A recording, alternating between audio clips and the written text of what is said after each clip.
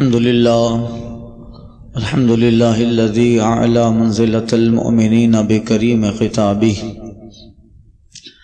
ورفع درجة العالمين بمعاني كتابه وخص المستنبطين منهم بمزيد الإصابة وثوابه والصلاة والسلام على أبي حنيفة وأحبابه اما بعد فاعوذ باللہ من الشیطان الرجیم بسم اللہ الرحمن الرحیم والذین اوتوا العلم درجات صدق اللہ وصدق رسولہ النبی الامین المتین الکریم ونحن علی ذلک لمن الشاہدین والشاکرین والحمد للہ رب العالمین۔ بادہ توحید کے متوالو، شمع رسالت و نبوت کے پروانوں، غوث و خواجہ اور رضا کے چاہنے والوں، اہل سنت والجماعت کے قدیم دستور اور معمول کے مطابق بارگاہ رحمت للعالمین طہ و یاسین مزمل و مدثر مرکز عقیدت ختمی مرتبت مصطفیٰ جان رحمت شمع بزم ہدایت نوشہ بزم جنت شہر یار ارم تاجداری حرم نوبہاری شفاعت گل باغ رسالت ختم دور نبوت حضور احمد مجتبی محمد المصطفیٰ علیہ تحیت و ثنا صلی اللہ علیہ وسلم میں درود مقدس کا نذرانہ پیش کریں، پڑھیں اللہم صلی اللہ صلاۃ و سلام علیک یا سیدی یا حبیبی یا رسول اللہ وعلی آلک و صحابک یا شفیعنا یوم الجزا۔ امام اہل سنت فاضل بریلوی حضور سیدی سرکار اعلی حضرت علی رحمت رضوان ارشاد فرماتے ہیں، یا رسول اللہ تیرے غلاموں کا نقش قدم ہے راہ خدا، تیرے غلاموں کا نقش قدم ہے راہ خدا، وہ کیا بھگ سکے جو یہ سراغ لے کے چلے، لحد میں عشق رخ شہ کا داغ لے کے چلے، لحد میں عشق رخ شہ کا داغ لے کے چلے، اندھیری رات سنی تھی چراغ لے کے چلے۔ حضرات، گزشتہ بیان جمعہ میں صحابی رسول حضرت جابر بن عبداللہ رضی اللہ تعالیٰ عنہ کے تعلق آپ کی سیرت و سوانے کے کچھ خاکے بیان کیے۔ ہمارا سلسلہ جو سلسلہ قادریہ ہے، جسے سلسلہ طریقت کہا جاتا ہے، اس طریقت کے جو ائمہ ہے، امام ہیں، ہم اپنے سلسلے کے جس بزرگ سے مرید ہوتے ہیں، اس پیر سے لے کر آگے تک غوث پاک سے لے کر وہ سلسلہ مولا کائنات حضرت علی تک مل جاتا ہے۔ اور حضور صلی اللہ علیہ وسلم نے ایک بیعت کے موقع پر حضرت مولا کائنات کو اپنا خلیفہ بنایا، اور غدیر خم میں مقام خم پر رسول پاک صلی اللہ علیہ وسلم نے حضرت علی سے فرمایا، ان کے تعلق سے فرمایا، من کنت مولا فعلی مولا، میں جس کا آقا ہوں علی بھی اس کا آقا ہے، میں جس کا داتا ہوں علی بھی اس کا داتا، میں جس کا مولا ہوں علی بھی اس کا مولا ہے۔ پھر مولا کائنات سے خلافت چلی اور آپ کے خلفہ ہوئے، امام حسن بصری آپ کے خلیفہ، ان کے خلیفہ حضرت حبیب اجمی، ان کے خلیفہ حضرت معروف کرخی، ان کے خلیفہ حضرت ابو بکر شبلی، ان کے خلیفہ حضرت معروف کرخی، ان کے جو پیر ہیں حضرت جنید بغدادی، ان کے جو پیر ہیں وہ حضرت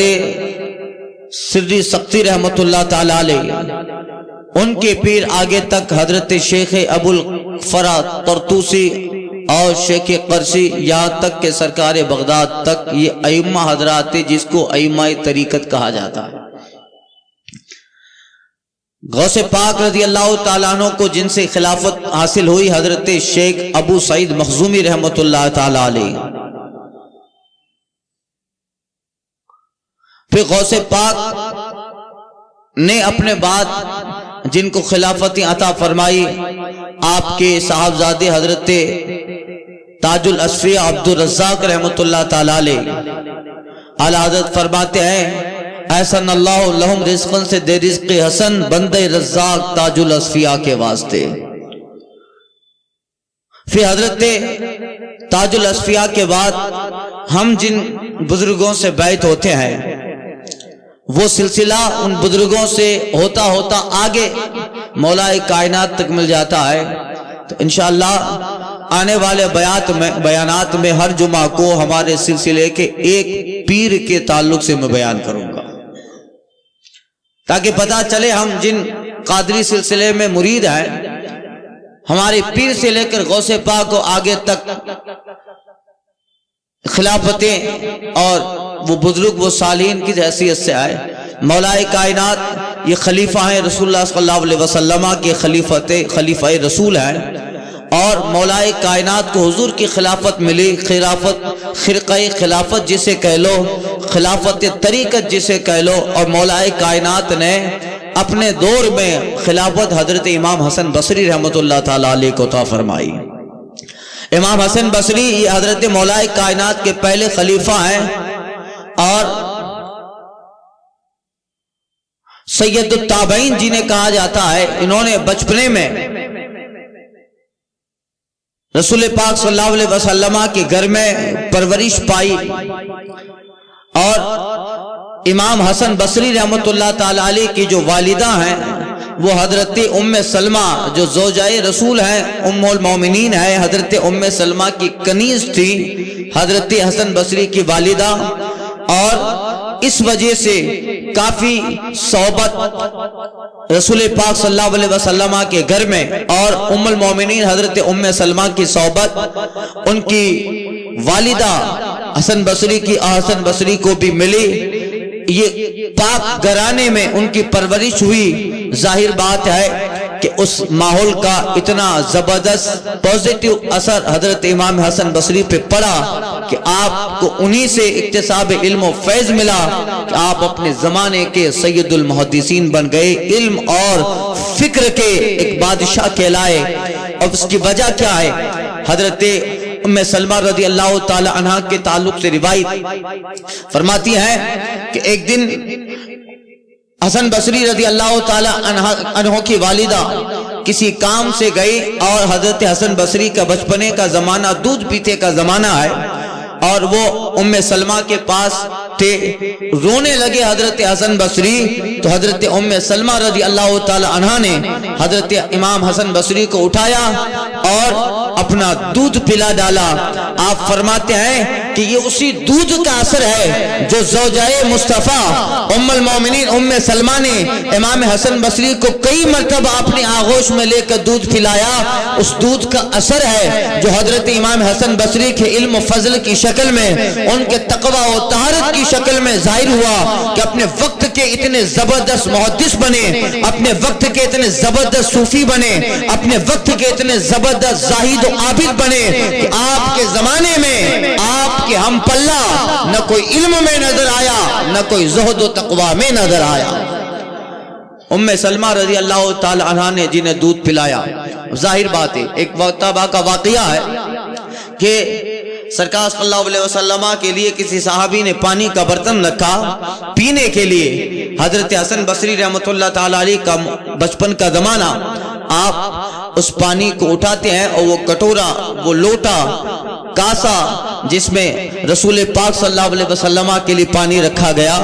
اس میں سے آپ پی لیتے ہیں۔ بچپنے کا دور تھا، پی لیا آدھا کٹورا، آدھا گلاس پی لیا۔ کچھ دیر کے بعد نبی کریم صلی اللہ علیہ وسلم تشریف لے آئے اور ام سلمہ سے دریافت فرمایا یہ پانی کس نے پیا؟ کہ یا رسول اللہ حسن نے پیا ہے، یعنی میری کنیز کے لڑکے حسن بصری نے پیا۔ سرکار فرماتے ہیں کہ اس نے جس قدر میرے کٹورے سے پانی پیا ہے اللہ اتنا ہی میرا علم حسن کے دل میں ودیعت فرمائے۔ اللہ اللہ، اسی علم اسی پانی کا اور اسی کاسے کا اثر ہوا کہ حضرت حسن بصری اپنے زمانے کے اتنے بڑے مبلغ بنے، اپنے زمانے کے اتنے بڑے صوفی اور زاہد وقت بنے کہ جب آپ خطاب فرماتی، آپ تقریر فرماتے تھے، ہزاروں کا مجمع آپ کے خطاب پہ ہوتا، آپ رسول اللہ صلی اللہ علیہ وسلم کی سیرت پہ بیان کرتے، حضور کی سنت پہ بیان اور خوف خدا، خشیت الہی، محبت الہی پہ اتنا زبردست بیان جناب حسن بصری کا ہوتا تھا۔ آپ کے مجمع میں لوگوں پہ حال طاری ہو جاتا، لوگوں کی فکر میں آخرت کا نقشہ بچھا دیتے، لوگوں کی فکر میں جو ہے برزخ اور قبر و حشر کا ایسا نقشہ بتا دیتے۔ فاسق سے فاسق آپ کی بارگاہ میں آتا، ایک آدھا گھنٹہ آپ کا بیان سن لیتا، اور جب آپ کے بیان کے بعد جب وہ جاتا اس کا دل تقوی سے معمور ہو جایا کرتا، اس کے دل میں خوف الہی آتا۔ وقت اس کا بڑا سے بڑا گنہگار ایک آدھا گھنٹہ آپ کا خطاب سنتا، اس کے دل سے سارے گناہوں کا میل، اس کا زنگ زائل ہو جاتا اور آپ کے بیان کا اثر ہوتا۔ وہ بندہ یہاں سے نکل کے مسجد میں جا کے خدا کی عبادت میں لگ جایا کرتا، وہ اثر تھا۔ اس لیے امام حسن بصری رحمۃ اللہ تعالی علیہ کو حضور کے علم کا حصہ ملا، مولا کائنات کی صحبت پائی اور زمانوں تک حضرت مولا کائنات کے ساتھ، علی مرتضیٰ کے ساتھ رہے۔ ظاہر باتیں علی باب العلم ہے، ان کی صحبت میں رہنے والا وہ کیسا زبردست عالم ہوگا، جس کو مولا کائنات پڑھا دے اور جس کو حضرت علی کی درس میں بیٹھنے کا موقع ملا ہو، جسے مولا کائنات جو باب العلم ہے ان کی درسگاہ میں جسے اکتساب فیض، اکتساب علم کا موقع ملا ہو، ظاہر بات ہے علی کی نگاہ نے بھی پلایا، علی کے علم نے بھی پلایا، علی کی صحبت نے بھی پلایا، جس کا اثر یہ ہوا کہ آج 14 صدیاں گزر جانے کے بعد بھی حسن بصری کا نام آسمان ولایت پر، آسمان تصوف پر، آسمان زہد و تقوی پر، آسمان پاکیزگی پر اس طرح چمک رہا ہے۔ وقت کے بڑے بڑے صوفیاں آئے، وقت کے بڑے بڑے زاہدین آئے، انہوں نے جناب حسن بصری کی سیرت کو ماڈل بنایا، حسن بصری کی ذات کو آئیڈیل بنایا۔ ان کو پڑھتے پڑھتے زمانے کے کئی ایک علماء، کئی ایک صوفیاء اپنی زندگی کو ہدایت پہ لے آئے، اس میں اثر حسن بصری کی زندگی اور سنوارنے کا تھا۔ اب امام حسن بصری جنہوں نے علی سے علم حاصل کیا، اب آپ اندازہ لگائیں کتنے زبردست عالم، اور ہمیشہ تزکیہ نفس کی فکر میں رہتے اور لوگوں میں دین کی اس طرح تبلیغ کرتی۔ اللہ اللہ، آپ کے تعلق سے روایت ہے اب وہ زمانہ صحابہ کا تھا، تابعین کا زمانہ اور رسول اللہ صلی اللہ علیہ وسلم کا زمانہ، جس کے تعلق سے حضور فرماتے ہیں خیر القرون قرنی، سب سے بہتر زمانہ میرا زمانہ ہے۔ بھلے یہ زمانہ بھی حضور ہی کا ہے،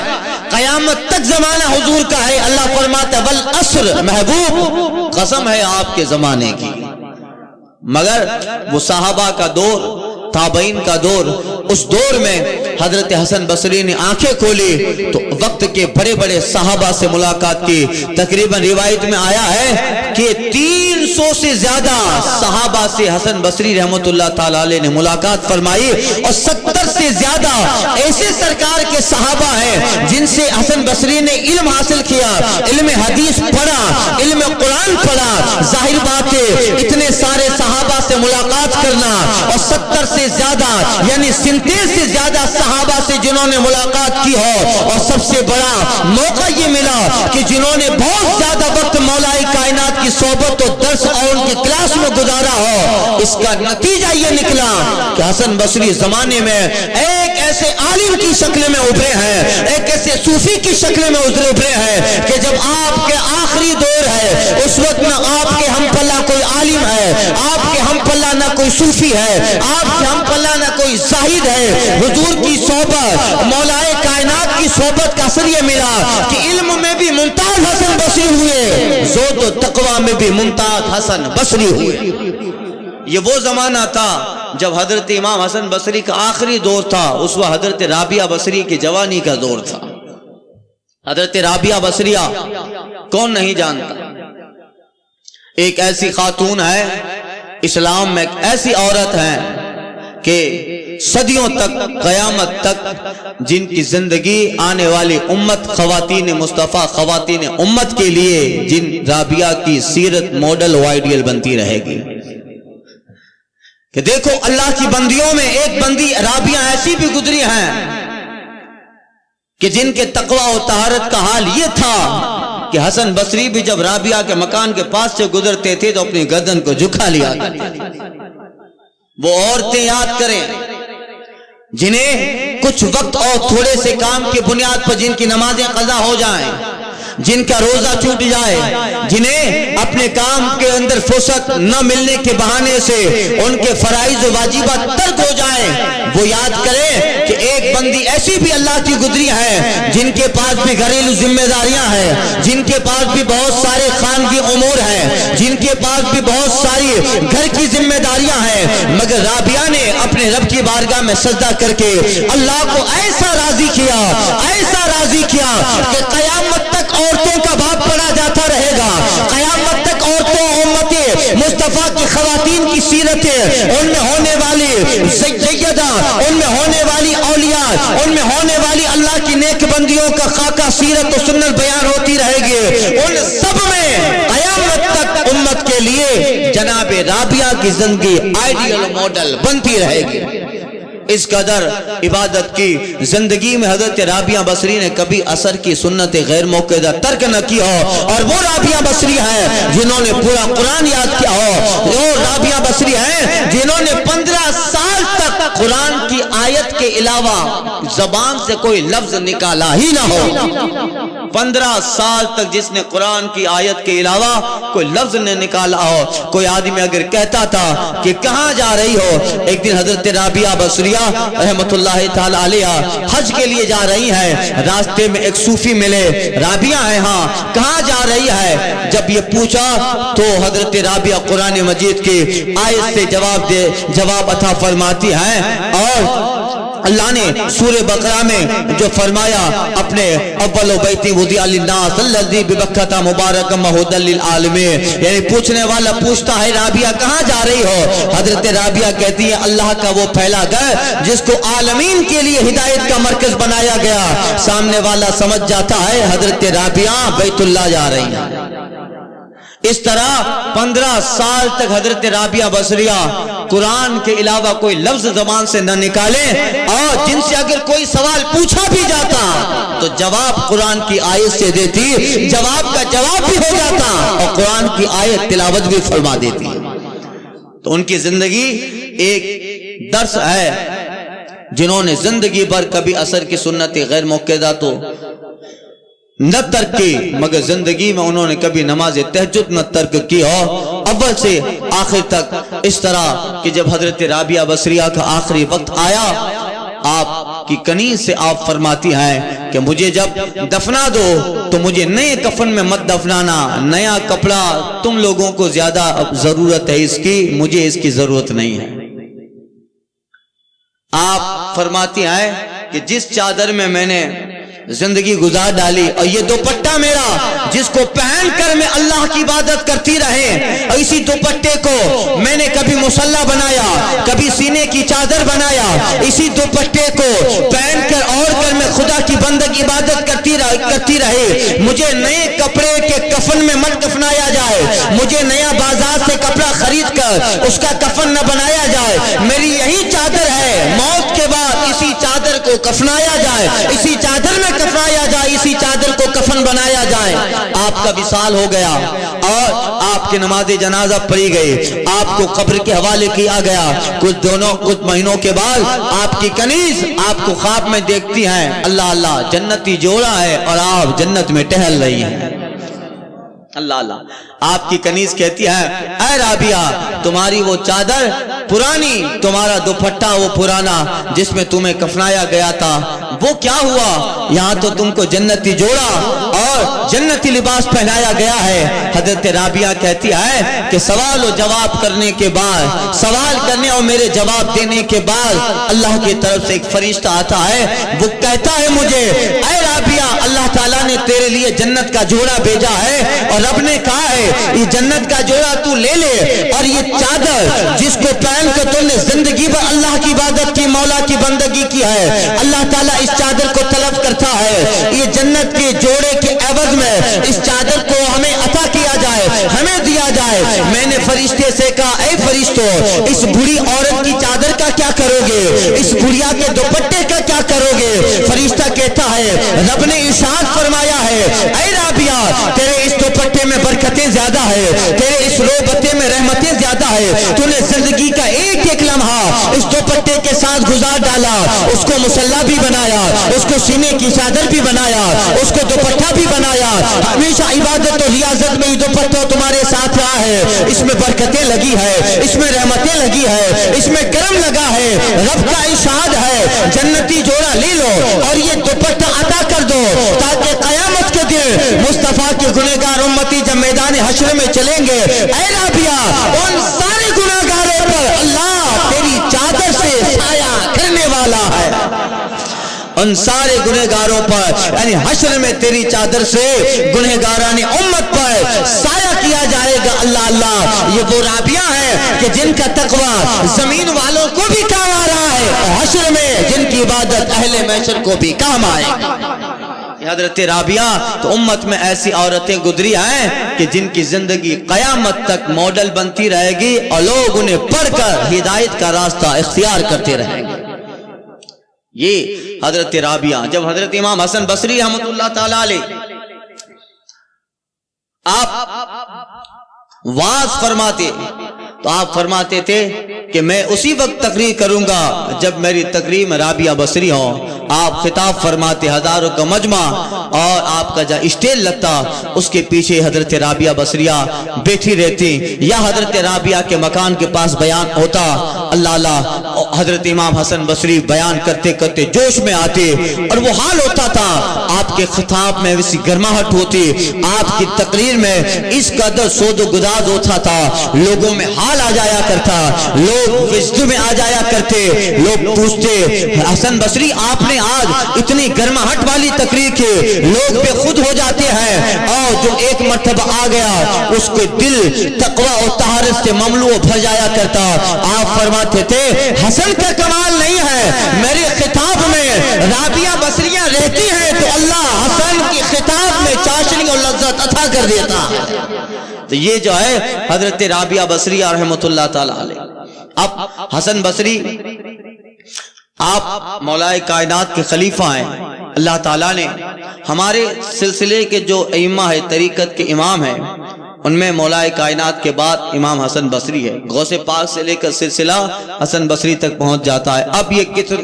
جو ہے پائے کے بزرگ ہیں امام حسن بصری رحمۃ اللہ تعالی علیہ۔ اللہ اللہ، اس قدر تقوی اور طہارت ہے۔ ایک دن حضرت امام حسن بصری رحمۃ اللہ تعالی علیہ کے گھر پہ حضرت رابعہ بصریہ رضی اللہ تعالی عنہ کی دعوت ہے، آپ دعوت میں تشریف لے گئیں اور امام حسن بصری کے ہاں دسترخوان بچھایا گیا۔ جب سالن پیش کیا گیا،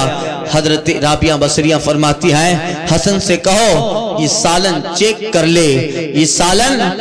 چیک کر لے، اور آپ نے حضرت رابعہ نے اس سالن کو تناول نہ فرمایا، روٹیاں کھائی اور دوسری چیزوں کو آپ نے کھایا، تناول فرمایا۔ ظاہر بات ہے حسن بصری کے گھر پہ جو سالن پکایا جائے اب اس میں تو کوئی ڈاؤٹ ہو نہیں سکتا ہے، اس لیے کہ یہ اپنے وقت کے زبردست امام ہے اور جن کو اللہ تعالیٰ نے اتنا مقام و منصب دیا، کوئی سوچ بھی نہیں سکتا ہے کہ حسن بصری نے جو گوشت پکایا ہے کسی کی بکری کو غصب کر لیا ہوگا، کسی کے جانور کو لے لیا ہوگا، یا کسی کے مال کو چوری کر کے یہ کھانا پکایا ہوگا۔ ایسا تصور جناب حسن بصری کے تعلق سے کوئی نہیں کر سکتا ہے، مگر رابعہ کہہ رہی ہے حسن سے کہا جائے سالن کو چیک کر لیا جائے۔ اللہ اللہ، حسن بصری رحمت اللہ تعالیٰ علیہ اپنے خادم سے کہتے ہیں یہ گوشت کہاں سے لایا؟ کہ حضور فلاں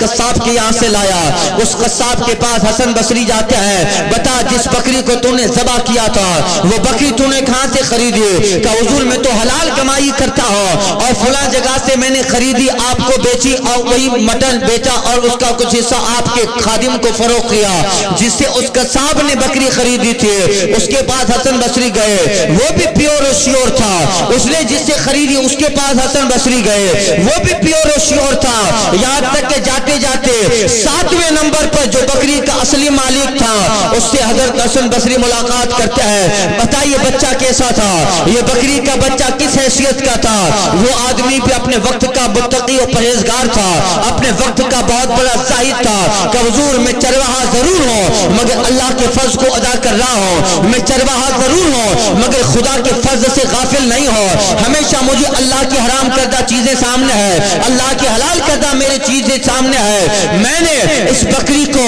دیانتداری سے پالا تھا، مگر ہاں مجھے لگتا ہے کبھی کبھی ایسا ہوتا ہے میں جس راستے سے اپنی بکری اپنے ریوڑ کو چرانے جاتا ہوں، میرا جو کھیت ہے اس کے پاس میں دوسری طرف ایک دوسرے صاحب کا کھیت ہے۔ یہ بکری کے تعلق سے میں یہ گواہی ضرور دے سکتا ہوں کہ کبھی کبھی میرے کھیت کے جو ہے چارے کو چھوڑ کر یہ بکری کا بچہ پڑوس والے کھیت کے اندر چلا جاتا اور وہاں کچھ نہ کچھ کھا لیتا، جبکہ وہ کھیت میرا نہیں ہے، اس کھیت کا میں مالک نہیں ہوں مگر میں اس بکری کے بچے کا مالک ہوں۔ یہ کبھی کبھی ریوڑ سے جدا ہو کر میرے کھیت کو چھوڑ کر دوسرے مالک والے کھیت کے اندر چلا جاتا۔ حضور بس یہی ہے، حسن بصری کہتے ہیں بس اسی وجہ سے حضرت رابعہ کی نظر کہاں تک پہنچ گئے، حضرت رابعہ کے نگاہ ولایت کہاں پہنچ گئے، اسی لیے جناب رابعہ نے اس گوشت کو تناول نہ فرمایا۔ آپ اندازہ لگاؤ جس کا تقوی ایسا زبردست ہو جو دسترخوان پہ کھانے کے لیے بیٹھے تو گوشت ہی نہیں وہ گوشت کہاں سے آیا ہے، اس کا سارا خاکہ رابعہ کے سامنے ہو، اس کی ساری چیزیں رابعہ کے سامنے ہو، یعنی اللہ نے کیسا مقام ولایت دیا ہوگا، اللہ نے کیسا کشف دیا ہوگا، اللہ تعالیٰ نے کیسا کشف دیا ہوگا جناب رابعہ کو، یہ تقوی و طہارت رابعہ کا۔ بس ایسے صالحین جب زمانے میں ہیں، ایسے بزرگ اولیاء صالحین جب دنیا میں تھے، اس کا مشرق کا کنارہ بھی محفوظ تھا، اس دنیا کا مغرب کی کنارہ بھی محفوظ تھا، ان کا تقوی لوگوں کی دستگیری فرماتا تھا، ان کا زہد ان کی پاکیزگیاں اہل زمانے کے لیے دستگیری کرتے تھے۔ جب سے صالحین اس دنیا سے رخصت ہوتے چلے گئے مسلمانوں پہ وباؤں کا دور آنا شروع ہوا، مسلمانوں پہ بلاؤں کا زمانہ آنا شروع ہوا، ان کے تقوی سے اہل اسلام بچے تھے اور آج الحمدللہ اگر مسلمان بچے ہیں تو یقین کر لے آج بھی ہمارے اندر اولیاء و صالحین موجود ہیں، آج بھی اولیاء و صالحین ہمارے اندر موجود ہیں۔ اور بات ہے ہم نہیں جانتے مگر آج بھی اللہ والے ایسے ہیں کہ جن کے تقوی اور طہارت سے ہم بچے پڑے ہیں، اور حدیث پاک کا مفہوم ہے اللہ کے کچھ بندے ہیں جن کو رب ہی جانتا ہے، اللہ انہی کی وجہ سے اہل زمانوں کو روزیاں بھی دیتا ہے اور بارش بھی عطا کرتا ہے۔ وہ صالحین ہیں، اگر وہ نہ ہو تو پھر زمین کا نظام درہم برہم ہو جائے۔ اب حسن بصری رحمت اللہ تعالیٰ علیہ اللہ نے کیسا مقام و منصب دیا، آپ کچھ زمانوں تک ہیروں کے تاجر بن کے رہے، ڈائمنڈ ٹریڈر، ہیروں کے تاجر تھے، اور دل تو پہلے ہی تقوی و طہارت سے بھرا پڑا تھا۔ اب یہ واقعہ حسن بصری کا کتنا بڑا سبق دے رہا ہے کہ جن کے دسترخوان پہ حضرت رابعہ ہوں اور وہ سالن کا کٹورا جس میں شرع کو اتنی قباحت، اس لیے کہ جنہوں نے خریدا ہے اس نے تو صاف ستھرا ہی خریدا ہے، مگر کہاں جا کے وہ بکری کا بچہ دوسرے کھیت میں چرنے چلا جاتا، تو یہ تھا کہ اللہ والے ان چیزوں سے بھی پرہیز کرتے ہیں۔ اب ذرا ہم اپنے گریبان میں جھانک کر دیکھیں، 7-8 تک جانے کی ضرورت نہیں ہے، ہم نے جس سے لیا ہے اس کا حال دیکھیں تو پتہ نہیں اس کا پیسہ کہاں سے آیا ہوگا، کہاں سے لیا ہوگا۔ یہ ساری چیزیں ہمارے اندر اس کا احتیاط نہ رہا، ہم کبھی ان چیزوں میں کھانے میں احتیاط نہیں کرتے. ارے حلال تو حرام جانے دیجئے، ہم ذبیحہ کا تب خیال نہیں کرتے کہ یہ جانور کا بچہ، یہ حلال جانور، چاہے مٹن ہو گوشت ہو، آخر کہاں سے آیا ہے؟ ارے جس سے خریدا ہے ذبح کرنے والا مسلمان ہے یا نہیں ہے؟ ذبح کرنے والا کوئی وہابی دیوبندی تو نہیں ہے. اگر مسلمان نہیں ہے، اس کا ذبیحہ شریعت نے حلال نہ رکھا، اس کا ذبیحہ کھانے والے کے لیے حلال نہیں ہے، مگر ہم نے یہ خیال بھی چھوڑ دیا، جس کا نتیجہ ہے کہ بہت ساری چیزوں کی ملاوٹ کھانے میں آئی، وہ کھانا ہمارے پیٹ میں گیا، تقویٰ اور طہارت ہمارے دل سے مطلقاً جاتا رہا. اس لیے امام غزالی رحمۃ اللہ تعالی علیہ فرماتے ہیں کہ جب غذا اس پیٹ میں پیور اور شیور جائے گی تو عبادت کا جذبہ بیدار رہے گا، عبادت کا جذبہ بیدار رہے گا. اور جب اس دل میں خراب چیزیں آئے گی، حلال حرام سب اندر جائے گا، تو پھر اس کا بوجھ اتنا ہوگا کہ فجر میں آپ کو اٹھنے تک نہیں دیں گے. وہ فجر میں آپ کو لوگ کہتے ہیں فجر میں نیند نہیں کھلتی. کیسے نیند نہیں کھلتی؟ نیند کھلی جانی چاہیے، مگر گناہوں کا بوجھ ایسا سر پہ لگا رہتا ہے کہ وہ بوجھ فجر میں اٹھنے ہی نہیں دیتا، بوجھ فجر میں نہیں اٹھنے دیتا. حسن بصری رحمۃ اللہ تعالی علیہ تیروں کے تاجر ہیں، گئے ایک شام کے علاقے میں پہنچے ہیں. آپ نے ایک بادشاہ جس کے ہاتھ پر وہاں کا جو حاکم تھا، آپ کو ہیرے جن کے ہاتھ پر فروخت کرنے تھے، آپ گئے تو بادشاہ کہیں جانے کی تیاری کر رہا تھا. آپ کو بادشاہ کہتا ہے حسن تم بھی چلنا تھا ہو تو چل سکتے ہو. امام حسن بصری بھی ان کے ساتھ ہو گئے. ایک جگہ پہنچے جہاں بہت بڑا مقبرہ بنا ہے. تھوڑی دیر وہاں بادشاہ اپنے سپاہیوں کے ساتھ کھڑا رہا. امام حسن بصری رحمۃ اللہ تعالی علیہ یہ سارا منظر دیکھتے رہے. تھوڑی دیر ہوئی، طبیب لوگ آئے، اندر گئے مقبرہ میں اور طبیب لوگ باہر نکل آئے. کچھ دیر ہوئی، پھر جو ہے بڑے بڑے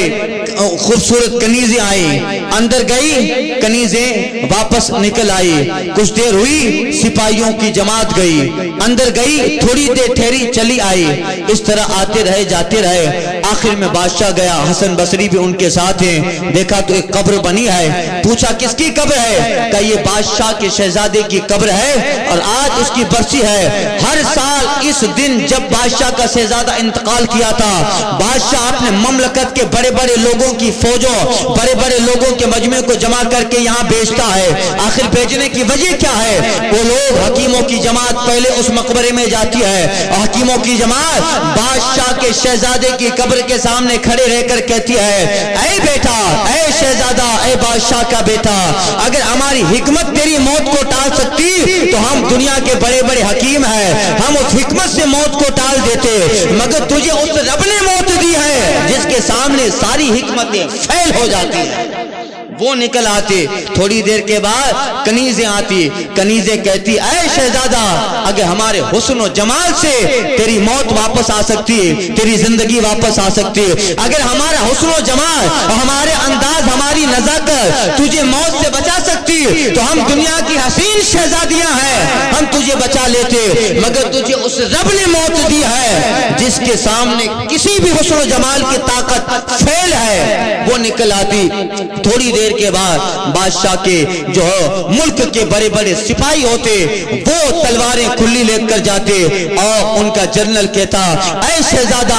اگر ہم طاقت کی بنیاد پر تیری موت کو ٹال سکتے، اگر ہم زور کی بنیاد پر تیری موت کو دفع کر سکتے، اگر ان تلواروں کی چمکتی ہوئی انیوں سے ہم موت کو ٹال سکتے تو ہم دنیا کے سب سے بڑے جنگجو لوگ ہیں، ہم دنیا کے بڑے طاقتور لوگ ہیں، مگر تجھے اس رب نے موت دی ہے جس کے سامنے ہماری ساری طاقتیں فیل ہیں. اس طرح لوگ آتے جاتے جاتے آخر میں بادشاہ ہوتا اور بادشاہ جا کر اپنے بیٹے کی قبر سے کہتا بیٹا، حسن بھی تیرے لیے موت ڈانٹ نہ سکا،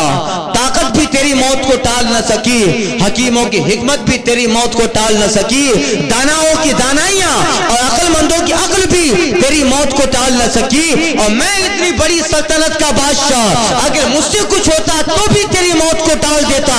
مگر میرا بھی بس اس رب کے سامنے نہ چلا جس نے تجھے موت کا گھونٹ پلایا ہے۔ یہ واقعہ ہوتا گیا۔ حضرت حسن بصری رحمۃ اللہ تعالی علیہ کہتے ہیں اس واقعے نے مجھ کے میرے دل پر اتنا گہرا اثر ڈالا کہ اللہ تعالیٰ کتنی قدرتوں کا طاقتوں کا مالک ہے کہ جب وہ موت دینے پہ آتا ہے دنیا کی ساری طاقتیں مل کر بھی بندے کی موت اس سے دفع نہیں کر سکتی۔ علماء لکھتے ہیں جنہوں نے حضرت امام حسن بصری کی سوانح لکھی ہے وہ سوانح نگار بیان فرماتے ہیں بے شک حسن بصری پہلے ہی سے بڑے ہیں،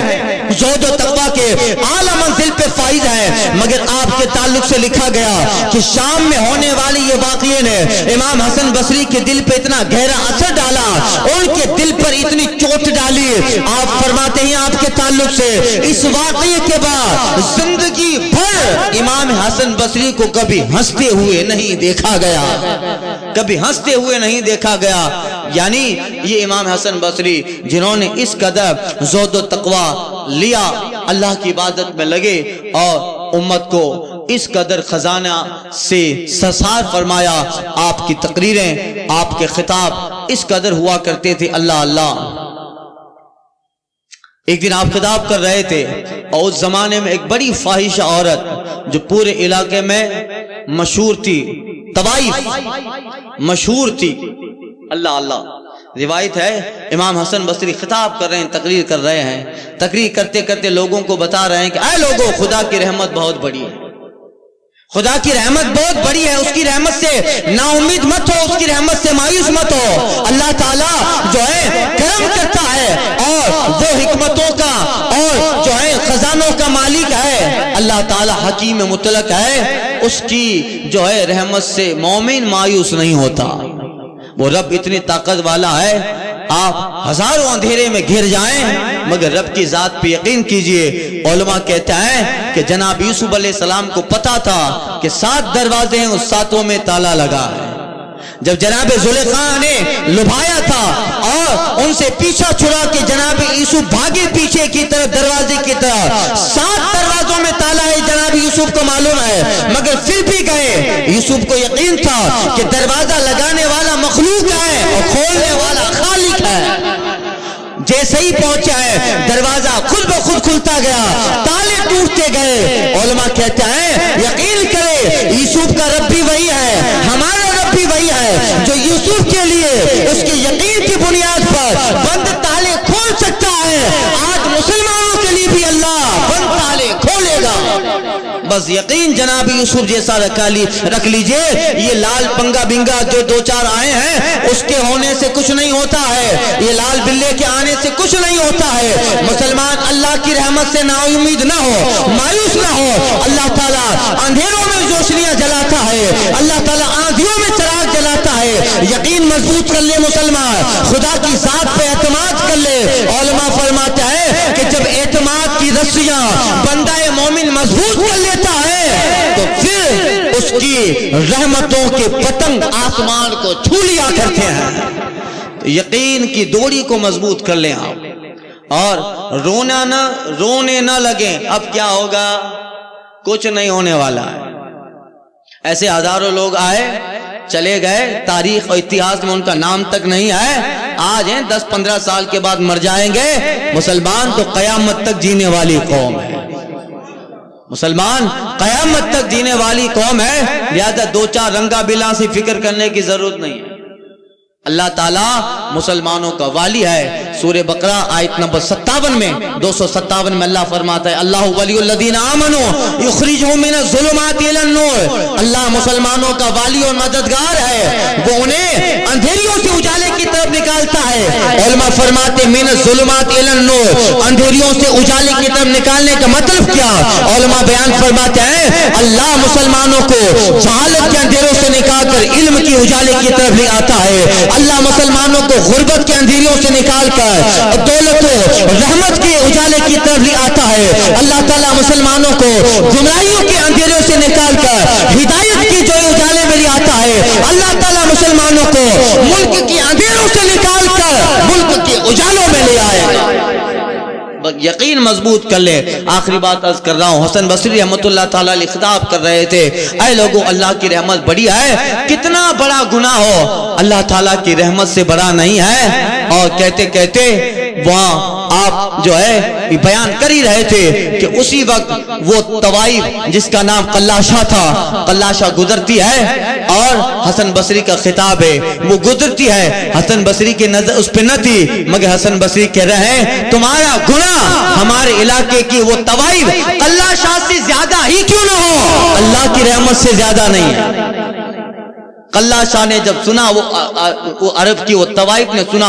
مولا میں اتنے گنہگار ہوں، حسن بصری میرے گناہوں کی مثال دے رہا ہے کہ تمہارے گناہ اس طوائف سے زیادہ کیوں نہ ہو، اللہ کی رحمت سے زیادہ نہیں ہے. اللہ اللہ، وہ کہتی ہے مولا میں اتنی گنہگار بن گئی کہ میرا ذکر خطابوں میں ہونے لگا. حسن بصری میرے گناہوں کی مثال دے کر اپنے لوگوں کو سمجھا رہے ہیں. بس ایک جملہ اس عورت کے دل پہ کیا لگ گیا، گھر پہ گئی، اپنے طوائف خانے پہ جاتی ہے، وضو کیا، سجدے میں جا کر کہتی ہے مولا میں اتنی بدکار ہو گئی کہ اب تو تقریر و خطابوں میں میرے گناہوں کی مثال دیے جانے لگی. مولا اب آج کے بعد یہ گناہ نہیں کرنے ہیں. وہاں وہ سجدہ کر رہی ہے اور حسن بصری اپنے کمرے میں بیٹھ کے کہہ رہے مولا یہاں تک لانا میرا کام ہے، آگے دل بدلنا تیرا کام ہے.